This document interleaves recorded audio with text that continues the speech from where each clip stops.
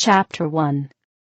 The first Bible of Gautama, i.e., America, being of Hiawatha, i.e., Hiawatha, a man chosen by God for the children of Gautama. And Gautama, in the Middle Kingdom, by the sea of Sosiapan, came down from heaven, Gachi, the Creator, the World Maker, Manito. With silence, speaking in the soul of things. He said, Speak, O earth. Have eyes, O earth. Have ears, O earth. Behold me, your maker. The earth answered him, not with words, boasting, but raised up man. Man said, Here am I, O Gachi. The Creator looked, and lo, and behold, the Ihans of Gautama stood before him, the little people, white and yellow. Gachi said, Because thou hast answered me in faith, O earth, thy ongwi, that is, the talking animals, shall be called Ihin. Thus was named the first talkers, men with mouths for words, ears for words. Then Gachi called the Ihans together, and said they were good, even the handsomest of all created creations. And he commanded them to marry, male and female, and beget heirs. And they obeyed God's commands, but the dumb earth cast clouds upward, and blinded the ways of the Ihans, and they strayed away from the mounts, and came to black druks, which speak not, have no words, being dumb like the black mud of the earth, where they burrowed. In the darkness of the earth the Ihans mingled with the druks, and lo, and behold, a second-born speaking animal, i.e., Ongwi, or Indian, stood upon the earth, tall, and red, and strong, swift and handsome. Gachi said, I blame thee not, O Ihin. I saw the darkness, saw thy straits. But never more shalt thou dwell with drooks, nor with the new red-born, those with faces like new copper. Call them Iwa, for they shall be protectors over my chosen, the Ihins, forever. The Iwa shall drive away the Baphomet and great serpents, and all man-slaying beasts. For I will make mighty nations out of the seed of the Iwans. The first Ilan's name was Oedu, and his wife's name was Ana, and they begat Oin and Dan and Shusa, but they had no more heirs. At a time soon after, the second man, whose name was Kakaak, and whose wife's name was Wies, begat Soma, and Bana, and Kakak, and Kubak, and Jessim. And these were the first tribes of Ilan, in the land of Gautama, i.e., after the flood, and they dwelt together, marrying, and begetting offspring, dwelling in peace. And the Ihans taught them in all things, so they became an honor on the earth, and a glory unto the Creator, but they were mixed so together that one tribe had no preference over another. So, by commandment of God, they were called the tribe of Odukako, of the Middle Kingdom, Wanaopanganosa, i.e., Central America.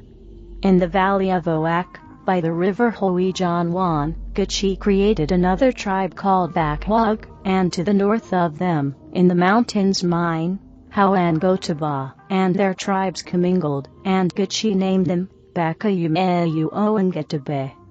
Jessen, son of Rakao, married Wepwan, daughter of Bakayumeuongetabe, and they begat Stogilbak. And he begat Kam, and he begat Si, and she married Ban, son of the tribe Rakao, and Ban's firstborn son's name was Labanasi. And Labanasi was born in Suez of the second order, and could hear the voice of the Creator, Gachi, the Great Spirit. And the voice remained with Labanasi during his lifetime, which was 125 years, when he died. And the voice descended to Labanasi's son, Labanasi, who lived 101 years, and he died. And the voice descended to his son, Labanasi, and thence to his son, after him, named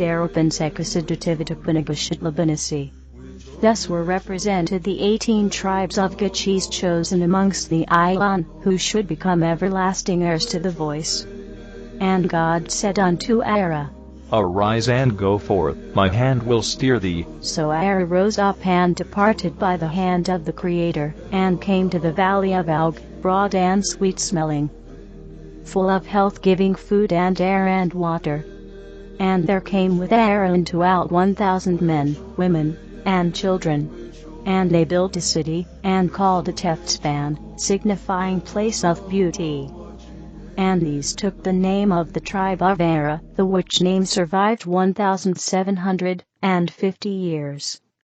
And their people were tens of thousands. After the tribe of Era lost the voice, there was raised up Shoshone, of the tribes of Stogilback. And Gachi raised his hand before Shoshone, and pointed the way, and Shoshone departed out of the country of Tabakotse back Hong Kong, and came to Alg, and took to wife Hisam, daughter of Oahspe, and they begat Imuts, a son of great beauty and strength, a swift runner. And the voice of Gakamonite, i.e., son of Jeevi, came to Aaronikamuts, and remained with him during his natural lifetime, which was 90 years. And to his son, Fasewan Hotegangin Aaronikamuts, and thence to his son, Monogamiosazuphasan Hutaganganiron Akamuts. And Monog inhabited the regions of the plains of Utechwazo, i.e., Arkansas, and his people became mighty in cities and agriculture. For 4,000 years the voice of the All-Father remained with the regular succession of the heirs of Monog, but their names and their cities' names became so long that no man could speak them or write them. So Gitche raised up Hanga, son of Ab, of the tribe of Oda, of the land of the Middle Kingdom. And Hanga went into the mountains of Gai, i.e., rocky, or eagle mountains, sloping to the east. Gitche spake to Hanga, saying, Thou shalt take Ebe for thy wife. Out of thy seed will I raise up a greater tribe than all other tribes.